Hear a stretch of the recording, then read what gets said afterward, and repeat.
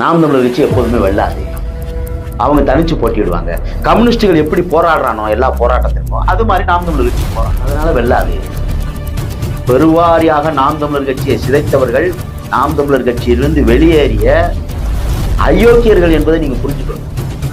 இப்ப திரு ஜோசப் விஜய் அவர்கள் உட்கார்ந்திருக்க நாற்காலிக்கு 4 கால் இருக்கு. அதுல ஒரு கால் திரை கவர்ச்சி, இன்னொரு கால் பொய்யான வாக்குறுதி, 3வது இணையதள கூலிப்பட, 4வது கால் தமிழ் தேசிய கூலிப்பட. யார் அந்த தமிழ் தேசிய கூலிப்படைகள் யாராரு? எண்ணற்றவர் இருக்கேன். அதுல முக்கியமாக இருப்பது பாரிசாலை, ஜெகதீச பாண்டியன் போன்ற அயோக்கியர்கள் புரிஞ்சுக்கணும்.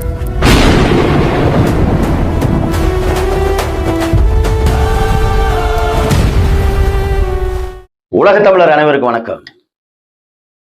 தமிழக வெற்றி கழகத்தினுடைய முதல் நிதிநிலை அறிக்கை சட்டமன்றத்தில் சமர்ப்பிக்கப்படுது.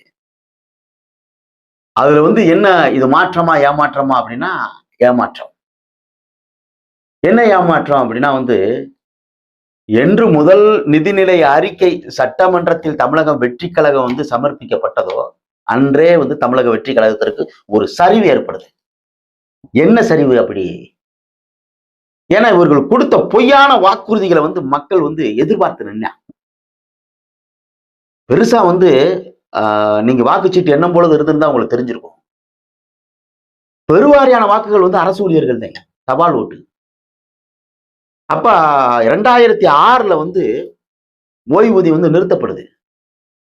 இப்போ மறுபடியும் திராவிட முன்னேற்ற கழகம் மறு சீர்திருத்தமா ஒரு ஓய்வூதியம் உருவாக்கப்பட்டு ஒரு 7000 ரூபாய் நாங்க மாசம் கொடுக்குற மாதிரி ஒரு ஒப்பந்தம் செய்யப்படுது.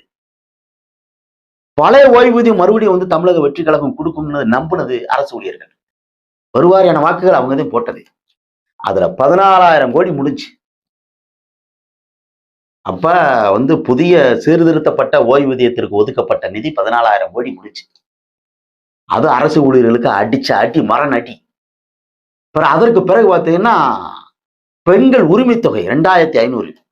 பெருவாரியான பெண்கள் வாக்கு செலுத்தினதுக்கு காரணம் 2,500. அவர் 1000. திராவிட முன்னேற்ற கழகம், அண்ணா திராவிட முன்னேற்ற கழகம் 2000, இவர் 2,500. விஜய் உறுதியா கொடுத்துருவாரு. ஏன்னா பெரும் கோடீஸ்வரன். அதனால அவர் சொந்த காசுலோட கொடுத்துருவாரு நம்பினேன். இப்படித்தான் மக்களை பூரா கட்டமைச்சு வச்சிருந்தேன். அவர் எடுத்து கொடுக்கணும்னு அவசியம் இல்லை. அரசு பணத்துல அவர் காசையே கொடுத்துருவாரு அப்படின்னு அது முடிச்சு. அன்னபூர்ணா அதிரடி திட்டம் 6 சிலிண்டரு, அதை பத்தி எந்த மூச்சும் இல்லை, பேச்சும் இல்லை. எல்லா பேருந்துலையும் போகலாம், எல்லாம் இலவசம், அது முடிஞ்சு. அந்த பட்டுப்புடவை, இளைஞர்களுக்கு வேலை வாய்ப்பு 20 லட்சம், 3,500, 4,000, இப்படி எண்ணற்ற மாத சம்பளங்கள், வாய்க்கு வந்தபடி விட்ட பொய்யான வாக்குறுதி முழுக்க பூரா பொய்யாகவும் மக்கள் அப்படியே ஆடி போய் உட்காந்துருக்கான். இதுக்கு அவங்க பரவாயில்ல ஒழுக்கம், இதுக்கு இவங்க பரவாயில்ல ஒழுக்கம், என்னடா அப்படின்னு. அப்ப இந்த சரிவு இது, ஏன்னா இது சரிவு நம்ம எதிர்பார்த்தோம். ஏன்னா அவங்க செய்ய முடியாதுன்னு நமக்கு தெரியும்.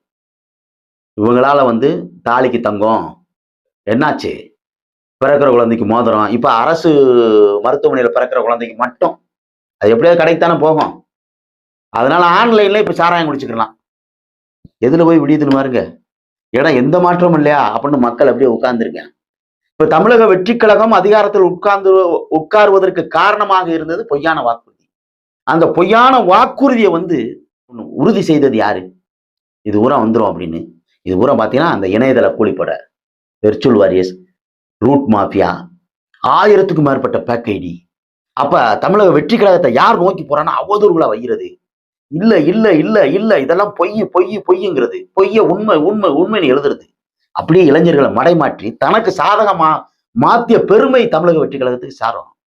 இப்ப நாம் தமிழர் கட்சி என்ன கொள்கை இல்லையா, கோட்பாடு இல்லையா? ஏன் நாம் தமிழர் கட்சி விழுந்துச்சு? 8 விழுக்காடு வாக்கு இருந்தது, 40 லட்சம். இந்த 40 லட்சம் எப்படி 20 லட்சமா மாறுச்சு?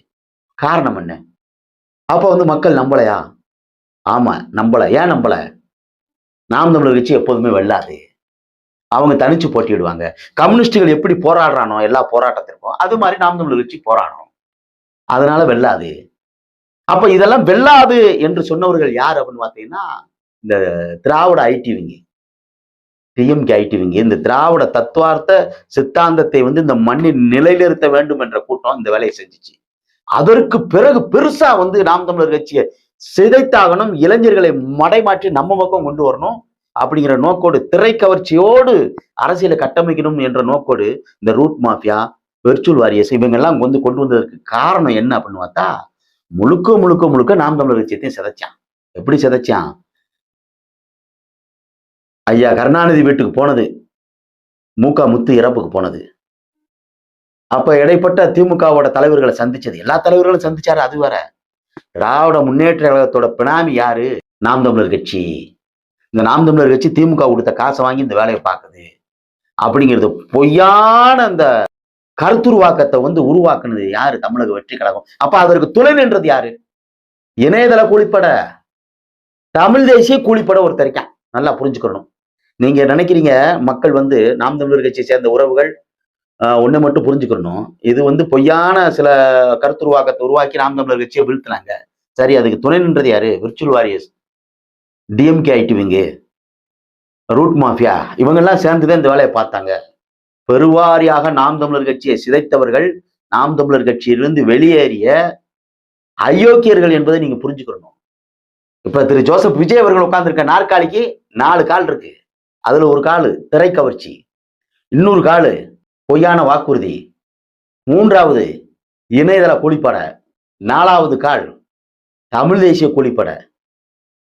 யார் அந்த தமிழ் தேசிய கூலிப்படைகள்? யாராரு? எண்ணற்றவர் இருக்கேன். அதுல முக்கியமாக இருப்பது பாரிசாலை, ஜெகதீச பாண்டியம் போன்ற அயோக்கியர்கள்னு புரிஞ்சுக்கணும். அப்ப அதிமுக கூட நாதாக்கா கூட்டணி வைக்கணும். நாதாக்கா தனிச்சிருந்தா ஜெயிக்காது, வெல்லாது. இதை மக்கள்கிட்ட, எளிய மக்கள்கிட்ட தமிழ் தேசிய அரசியலை கருத்தியலை உள்வாங்கி களமாடக்கூடிய தம்பிகளை மடைமாற்றிய பெருமை இந்த பாரிசாலன் போன்ற அயோக்கியர்களை சேரும். நல்லா புரிஞ்சுக்கணும் நீங்க. இந்த அயோக்கியம் தான் நாம் தமிழர் கட்சியை கரையாம் போல கரைச்சவங்க இவங்கதான். பாரிசாலனுக்கு ஒரு ஆசை இருக்கு, நாம் தமிழர் கட்சிக்கு பிறகு வந்து அந்த இடத்த நம்ம தான் உட்கார்ந்துருவோம், ஒரு அரசியல் கட்சி எதிர்காலத்துல ஆரம்பிச்சிடலாம். இப்ப லட்சக்கணக்கான பேர் நம்மளை வந்து ஃபாலோ பண்றான், பின்தொடர்றாங்க. அப்ப இதுவே அரசியலா மாத்திரலாங்கிற ஒரு கீழ்த்தரமான ஒரு எண்ணம் இருக்கு. யாருனாலும் அரசியலுக்கு வரலாம், அது வேற. அப்ப இதற்கு முன்னாடி பாரிசாலன் போன்ற ஆட்கள் வந்து புரிஞ்சுக்கணும், இத்தனை ஆண்டுகள்ல எத்தனையோ ஆயிரக்கணக்கான தமிழ் தேசிய இயக்கங்கள் இருந்துச்சு. ஏதாவது ஒத்த தமிழ் தேசிய இயக்கத்தை சொல்லி திராவிடத்திற்கு எதிராக இந்த மண்ணில் பெரும் அரசியலை இளைஞர்களை வந்து தன்வசப்படுத்தி தமிழிலுமே ஒரே தீர்வு, தமிழ் தேசிய அரசியலே மண்ணுக்கான அரசியல், மண் சார்ந்த மார்க்சியமே தமிழ் தேசியம் என்ற முழக்கத்தோடு அரசியலை கட்டமைச்சு புள்ளியில ஆரம்பிச்சு 40 லட்சம் பேரை திரட்டிய ஒரு அரசியல் கட்சி நீ சொல்லுவாப்போ தமிழ் தேசிய அரசியலா இருக்கணும். சொல்ல முடியுமா? இனிமேலும் வராது, இதற்கு முன்பாகவும் இல்ல. நாம் தமிழர் கட்சி போன்ற ஒரு கட்சி பிறக்க போவதும் இல்லை. நல்லா புரிஞ்சுக்கணும் நீங்க. அப்ப இவங்க எல்லாம் எதுக்கு எழுதுறாங்கன்னு பாத்தீங்கன்னா, அப்ப பொய்யா நாம் தமிழர் கட்சியை கட்டமைக்கும் போதெல்லாம், ஒரு கருத்து உருவாக்கும் போதெல்லாம் வந்து பாரிசாலன் போன்ற ஆட்கள் வந்து எண்ணற்ற இளைஞர்கள்ட்ட நஞ்சை விதைத்த நாசகாரன் பாரிசாலன். அந்த நயவஞ்சகன், சூழ்ச்சிக்காரன் ஒருபோதும் தமிழ் தேசிய அரசியலை சார்ந்து நிற்பான், மண்ணுக்காக போராடுவாங்கிறதுல முற்றிலும் பொய். இந்த அயோக்கியர்களை அடியோட நம்ம அகற்றி ஆகணும். அதை நல்லா புரிஞ்சுக்கணும். 20ஆம் நூற்றாண்டில் துவங்கப்பட்ட விடுதலை இயக்கங்கள் அத்தனை அழிஞ்சிருச்சு. காரணம் என்ன? அவர்கள் சார்ந்து நின்ற அறம். சுதந்திர தமிழீழ சோசியலிச அரசை உருவாக்க வேண்டும் என்பதற்காக 25 ஆண்டு காலத்திற்கு மேலாக களமாடிய தேசிய தலைவர் அவருடைய பேர் வரலாற்றில் நிக்கி, ஆனா நாடு இழந்துட்டோம். காரணம் நம்ம தூக்கி நின்ற அறம். மக்களுக்காக போராடணும். ஒரு சிங்களவன் குடும்பத்தை கூட அடிச்சது கிடையாது. ஆனா சிங்களவன் எண்ணற்ற நம்ம தங்கைகளை வந்து செதறடிச்சான், கற்பழிச்சான், கொள்ளையடிச்சான், நாடை சுக்கு சுக்கா உடைச்செறிஞ்சான். அது தனிநாடு கேட்டது. ஆனா இன்னைக்கு நாடு இல்லை, வரலாற்றில் அவருடைய பேர் இருக்கு, அது வேற. அதே போன்று இங்க நம்ம தன்னாட்சி கேட்கிறோம். இந்த தன்னாட்சி நாம் தமிழர் கட்சி வந்து நிறுவிட்டா பெரிய பெரிய கார்பரேட் முதலாளிகளுக்கு பெரிய அனர்த்தம் ஏற்பட்டுரும். அப்ப அதற்கு எதிராக வந்து நாம் தமிழர் கட்சி தமிழ் தேசிய அரசியல் இந்த மண்ணை வந்து, இந்த மண்ணில் வந்து வென்று விடக்கூடாது என்பதற்காக வந்து பல நடிகர்களை வந்து மீண்டும் மீண்டும் மீண்டும் களமாட வைக்கிறான், வெற்றி அடைய வைக்கிறான். இந்த இடத்துல பொய்யான வாக்குறுதி. நீங்க நினைக்கிற மாதிரி விஜய் அவர்களுக்கு ஆளுமை இல்லை, விஜய் அவர்களுக்கு அனுபவம் இல்லை, விஜய் அவர்களுக்கு வந்து அரசியல் அனுபவம் தெரியாது, ஒன்னும் தெரியலதான், இல்லைன்னு சொல்லல. ஆனா நம்ம நீதி, நேர்மை, நியாயம் தூக்கி பிடிச்சிட்டு நின்னோம். ஆனா தமிழக வெற்றி கழகம் அதை தூக்கி பிடிக்கல.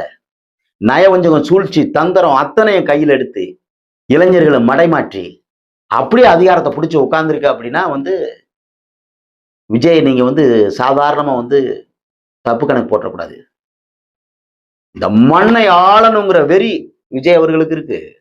அதற்காக மக்களுக்கு நல்ல சித்தாந்தம், கோட்பாடு, தமிழ் தேசிய அரசியலோ மார்க்சிய சித்தாந்தத்தவோ விதைக்கணுமா அப்படிங்கிற எண்ணம்லாம் கிடையாது.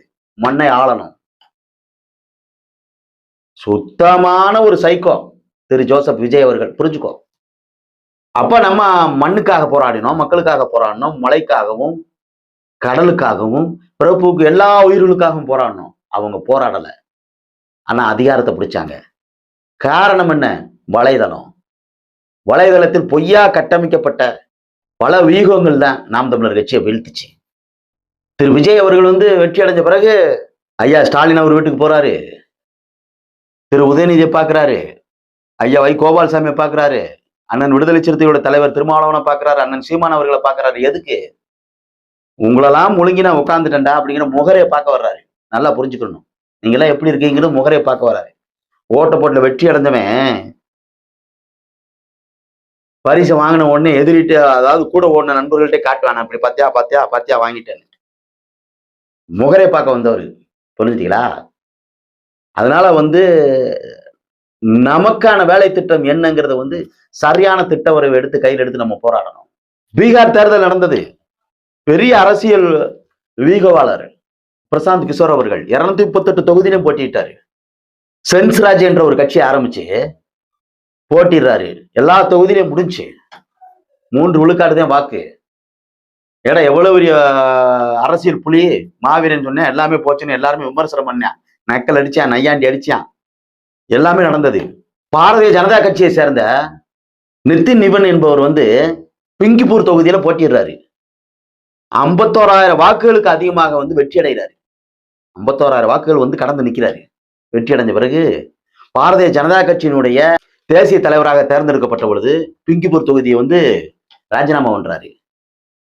அது 1995 இருந்து இப்ப வர பாரதிய ஜனதா கட்சியினுடைய இரும்பு கோட்டைங்கிறான் பிங்கிப்பூர் தொகுதிய. அந்த இரும்பு கோட்டை 5 முறை வந்து சட்டமன்ற உறுப்பினராக இருந்தவர் வந்து நிதின் நிவன் அவர்கள். ஆனா அந்த இடத்துல கட்டுத்தொகை கூட வாங்க முடியாத பிரசாந்த் கிஷோர் அவர்கள் அந்த பிங்கிப்பூர் தொகுதியில லாலு பிரசாத் அவர்களுடைய கட்சியும் பாரதிய ஜனதா கட்சியும் களமாடுவதற்கு முன்பாக அவர் இறங்கி களமாடுறாரு. வீடு வீடா போறாரு, வீதி வீதியா போறாரு, இளைஞர்களை சந்திக்கிறாரு, எல்லா இளைஞர்கள்ட்டும் கருத்து உருவாக்குறாரு. தனக்கு சாதகமா வாக்குகளை வந்து திசை திருப்புறாரு. 19,000 வாக்குகள் வித்தியாசத்துல வந்து வெற்றி அடைகிறாரு. அது எப்படி சாத்தியமானது? இல்ல, இடைத்தேர்தல் என்றாலே வந்து ஆளுங்கட்சிதான். இதற்கு முன்பாக அம்மையார் ஜெயலலிதா அவர்கள் இருந்த பொழுது திராவிட முன்னேற்ற கழகம் எண்ணற்ற தொகுதியில வென்றது. டிடிவி தினகரன் கூட வென்றாரு. எண்ணற்ற இடங்கள்ல மாற்றம் நடந்திருக்கு. அப்ப நம்ம என்ன செய்கிறோம்? நம்ம கட்டமைக்கப்படுவது என்பதை அன்பிற்குரிய உறவுகளை, நாம் வீதி வீதியாக வீடு வீடாக மக்களை பூரா சந்திக்கணும். இப்ப நடக்கிற இடைத்தேர்தல்ல 6 தொகுதி சொல்லியிருக்கிறாங்க. உயர்நீதிமன்றத்துல வந்து தடை இருக்கு. ஏன்னா வெற்றி பெற்ற வேட்பாளர்களுக்கு எதிராக போட்டியிட்டவர்கள் வந்து வழக்கு தொடுத்திருக்காங்க. அதனால உயர்நீதிமன்றம் தற்சமயம் வந்து தடை விதிச்சிருக்கு. இது சீக்கிரம் முடியும். நாம் தமிழர் கட்சியினுடைய தலைமை ஒருங்கிணைப்பாளர் அண்ணன் செந்தமிழன் சீமான் அவர்களால் அறிவிக்கப்படக்கூடிய தொகுதி அம்பாசமுத்திரம் என்றால் அண்ணன் செந்தமிழன் சீமான் அவர்களை வெற்றி அடைய வைப்பது என்பது வரலாற்று கடமை என்பதை மறந்துடக்கூடாது. இனிமேல் ஒரு தமிழ் தேசிய அரசியல் உருவாக போறதில்ல. அப்ப இருக்கும் நாட்களிலே வந்து அடுத்த தலைமுறைக்கான அரசியல், தமிழ் தேசிய அரசியலை வென்றெடுப்பதற்கு நாமெல்லாம் தயாராகணும். எப்பாடுபட்டாவது நாம் தமிழர் கட்சியை அழிச்சிடணும். எப்பாடுபட்டாவது வந்து சட்டமன்றத்தில் சீமானை உள்ளே நுழைய விடக்கூடாது. நம்ம வேலை செய்யறதுக்கு முன்பாகவே அங்க வேலை நடக்கு. அம்பாசமுத்திரத்துல நம்ம இடைத்தேர்தல் என்று வந்த உடனே மக்கள்கிட்ட போய் களமாடுவோம். அவர்கள் விதைப்பது தமிழக வெற்றி கழகம் மீண்டும் மீண்டும் மீண்டும் பொய்யான வாக்குறுதிகளை கொடுத்து திரை கவர்ச்சியை சொல்லி இளைஞர்களை ஏமாற்றி மீண்டும் அதிகாரத்துல உட்கார்றதுக்கான வேலை திட்டம் என்ன? அதற்கான வேலை திட்டத்தை தமிழக வெற்றி கழகம் பார்க்கும். இன்னைக்கு யோசிக்கிறான், சீமானாவது சட்டமன்றத்துக்கு அனுப்பியிருக்கலாமே, சீமான் இருந்திருந்தா இன்னைக்கு எப்படி இருந்திருக்கும், இன்னைக்கு இப்படி ஆயிடுச்சேங்கிற ஒரு விரக்தி வந்துருச்சு. முதல் நிதிநிலை அறிக்கை சீரழிஞ்சு போச்சு. மக்கள் ஏமாற்றப்பட்டான் என்பது எல்லாருக்கும் தெரியுது. சட்டமன்றத்துல சாதாரணமா வந்து எதிர்கட்சியும் ஆளுங்கட்சியும் பேசுற பேச்சு என்பது சிரிப்பலையை உருவாக்குது. சக்காலத்தி சண்டை நடக்குது. பார்த்தீங்கன்னா 2 பெண்கள் வந்து சண்டை வரானா எப்படி இருக்கும், எவ்வளவு கீழ்த்தரமா இருக்கும். அது மாதிரி இருக்கு. தமிழக வெற்றி கழகத்திற்கு எதிரான ஒரு எதிர்க்கட்சி இல்ல. இப்ப முன்னாள் சட்ட அமைச்சர் ரகுபதி பேசுறாரு, உங்களுடைய ஊழல் குற்றச்சாட்டுகள்லாம் இப்படி இருக்கான்னு பேசும்பொழுது முதல்ல நீ யோக்கியமாங்கிறாரு. அவரை உட்கார வைக்கிற அண்ணன் புஷி ஆனந்த் அவர்கள் வந்து நீங்கள் என்ன யோக்கியங்கிற அவர் என்ன சொல்றாரு, எப்ப எந்த குற்ற வடிவம் இருக்கு ஊழல் நடக்காதுன்னு சொன்னீங்க, அந்த ஊழல்வாதிகளை தானே வந்து சோபா மாடனும் குதிரை பரம்பு நடக்கு அப்படிங்கிறாரு. அப்ப உடனே ஆதவர்ஜன் எந்திக்கிறாரு, எந்திரிச்சு பேசுறாரு, முதல்ல எதிர்க்கட்சி தலைவர் அவர்களே, அப்பா 900 கோடி வாங்கினாரு, அப்பா 900 கோடி வாங்கினாரு, அது என்னாச்சுன்னு கேட்கிறாரு. அப்பா 900 கோடி யார்கிட்ட வாங்கினாரு, உங்க மாமா மார்டின்ட்ட கேளுங்கிறாரு. அப்போ மாமாவை கேட்டா அப்பாவை சொல்றேன், அப்பாவை கேட்டா மாமாட்ட சொல்றேன். எதிர்க்கட்சி எப்படி சீரழிஞ்சு கிடக்குன்னு பாருங்க. ஏன்னா திராவிட முன்னேற்ற கழகத்தால் எந்த ஒரு கேள்வியும் எடுத்து வைக்க முடியாது. ஏன் வைக்க முடியாதுன்னா அது ஊழல் படிந்த கரை. இது ஊழல்லே வளர்ந்தது. இன்னைக்கு இப்ப தமிழக வெற்றி கழகம் உங்களுக்கு புதுசா இருக்கலாம், ஆனா சுத்தி உட்கார்ந்து இருக்கும் பெரும் முதலைகள் தான் உட்கார்ந்துருக்கேன். எப்பாப்பா நிதியமைச்சர் மரிய செல்வன் வந்து நிதிநிலை அறிக்கையை வந்து தாக்கல் பண்றாரு, சிரிச்சு முடியல. எஸ்டிமேட்ல ரிவைஸ் எஸ்டிமேட்ல வர பார்த்து 40,041 412 இது எதுல போய் முடிய போகுதுங்கிறது தெரியல. அப்ப ஒரு திடகாத்திரமான திராணியுள்ள ஒரு எதிர்க்கட்சியாக, எதிர்க்கட்சி ஆளுமை உள்ள ஒரு ஆண்மிக அங்க தேவை இருக்கு சட்டமன்றத்துல. திராவிட முன்னேற்ற கழகம் இருக்கு, அண்ணா திராவிட முன்னேற்ற கழகம் இருக்கு, விடுதலை சிறுத்தைகள், கம்யூனிஸ்டுகள், முஸ்லிம்களுக்கு எல்லா சட்டமன்ற உறுப்பினர் இருக்கிறான். ஆனால் வந்து கேட்பதற்கு கேள்வி எழுப்ப ஆள் இல்லை. அப்ப இந்த இடத்தில் செந்தமிழன் சீமான் அவர்களை வந்து சட்டமன்றத்திற்கு நுழைய வைப்பது, அவரை களமாட வைப்பது என்பது காலத்தின் கட்டாயம் என்பதை மனதில் வைத்து நம்ம களமாடணும். தனிநாடு காட்டு போராடிய தேசிய தலைவருடைய பேர் வந்து வரலாற்றில் இன்னைக்கு நாங்கள் தனித்ததே நிற்போம், மண் சார்ந்த மார்க்சியம், தமிழ் தேசியமே இந்த மண்ணுக்கான மார்க்சியம் என்று முழங்கிய 16 ஆண்டு கால போராட்டம் அண்ணன் செந்தமிழன் சீமான் அவர்களோட பேர் வரலாற்றுல நிக்க மாற்று கருத்து இல்லை. ஆனால் அரசியல்ல நிக்கணும். நாம் அதற்காக என்ன செய்யணும், இந்த துரோகிகளை பூரா அடையாளம் காணணும். முதல்ல இனிமேல அடிக்கிற அடிலாம் வந்து வலைதளங்கள்ல அந்த தமிழ் தேசிய கூலிப்படை பாரிசாலன் போன்ற ஆட்கள்லாம் வந்து ஓட்டச்செறியணும். ஒண்ணும் இல்லாம அவன் எண்ணற்றவர்கள் நமக்கு பின்னாடி பின்தொடர்றாங்கிற ஒரு திமிரு தெனாவிட்டு, அதனால வந்து பொய்யான வாக்குறுதிகள் ஒரு கருத்துருவாக்கத்திற்கு நாம் தமிழர் கட்சியை கரையான் போல இருந்து கரைக்கிறது.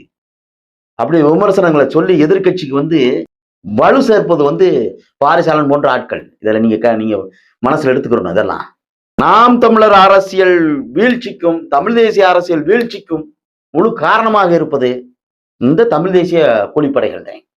நம்ம சொல்றோம் அவதான் அந்த வர்ச்சுவல் வேரியஸ் ரூட் மாஃபியா அவங்கதான், அது டிஎம்கே ஐடி விங்கு. நாம் தமிழர் கட்சியை வீழ்த்துவதற்கு திராவிட கட்சிக்கும் தமிழக வெற்றி கழகத்திற்கு துணையாடு இருப்பது யாரு, இந்த இணையதள கூலிப்படை தான். அதனால வந்து இனிமேல் ஒரு தலைமுறை வந்து தமிழ் தேசிய அரசியலை இது போன்ற கருத்தியலை உருவாக்கி மக்களுக்கு அரசியலை கட்டமைக்க இனிமேல் ஒருத்தன் பிறக்க போவதும் இல்லை. அதனால இருக்கிற அரசியல் என்பது நம்ம அறம் சார்ந்து நிக்கிறோம். அதுக்கான நம்மளும் வந்து பொய்யான வாக்குறுதி கொடுக்கவா, மக்களை ஏமாத்தவான்னு அதை சொல்லலை. மெய்யான வாக்குறுதி, உண்மையான அரசியல், அடுத்த தலைமுறைக்கான அரசியல் என்ன, தமிழ் தேசிய சித்தாந்தம் என்பதை நாம் வந்து வீடு வீடாக வீதி வீதியாக மக்களை சந்தித்து நாம் தமிழர் கட்சியினுடைய வாக்கு வங்கியாக வந்து திசை திருப்பி அதை வந்து வெற்றிக்கனியாக உருவாக்கி சட்டமன்றத்தில் அண்ணன் செந்தமிழன் சீமான் அவர்களை வந்து வழி அனுப்பணும். இன்னைக்கு திருவள்ளூர் சட்டமன்ற தொகுதி எடுத்துக்கிறோம், 308 பூத்து இருக்கு. 308 பூத்துலயும் வந்து நாம் தமிழர் கட்சிக்கு ஆள் இருக்கானா இல்லை, ஆனா ஆதரவாளர் இருந்தான். அந்த ஆதரவாளர்களை நம்ம கட்டமைக்கல.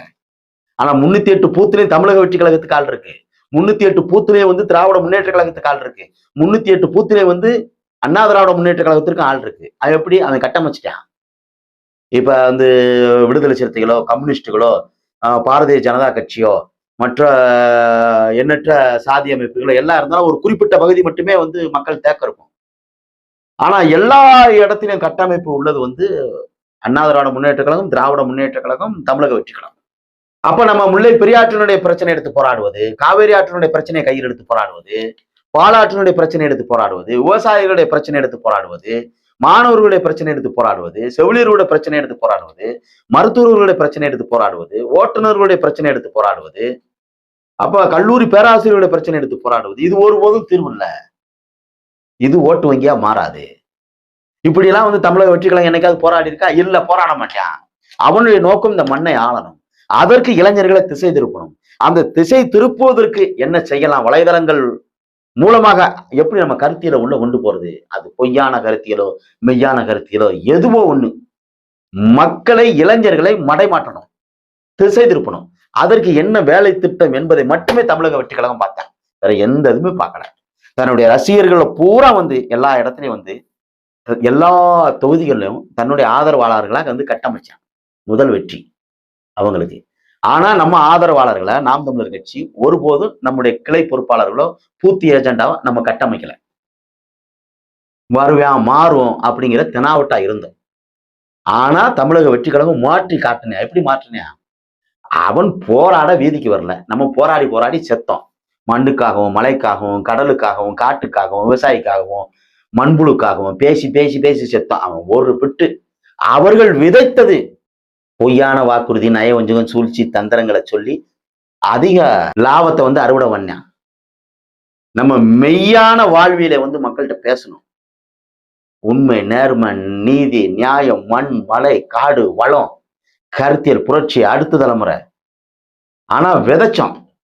ஆனா அறுவடை என்பது அப்ப காரணம் என்ன? இந்த இடத்துல இந்த வலைதள காலங்களில் இளைஞர்களை மடைமாற்றுவது எப்படி அப்படிங்கிறத தமிழக வெற்றி கழகம் கத்துக்கிட்டான். அதனால இன்னைக்கு வெற்றி அடைஞ்சு உட்கார்ந்துருக்கிறான். ஆனா பொய்யான வாக்குறுதி கொடுத்து உட்கார்ந்தாச்சு. மக்களுக்கு பெரிய ஏமாற்றம் ஏற்பட்டுருச்சு.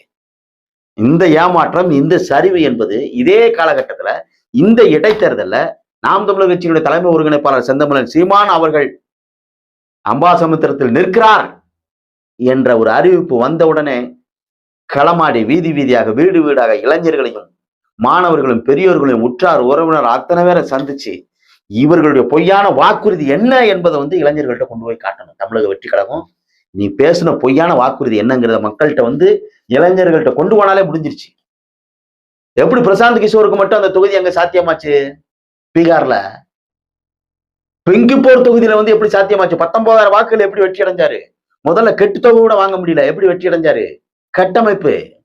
பாரதிய ஜனதாவோட இரும்பு கோட்டை என்று சொன்னப்பட்ட 95 உருவாக்கட்டும் 9 முறை சட்டமன்ற உறுப்பினராக இரும்பு கோட்டை எப்படி ஓட்ட விழுந்துச்சு?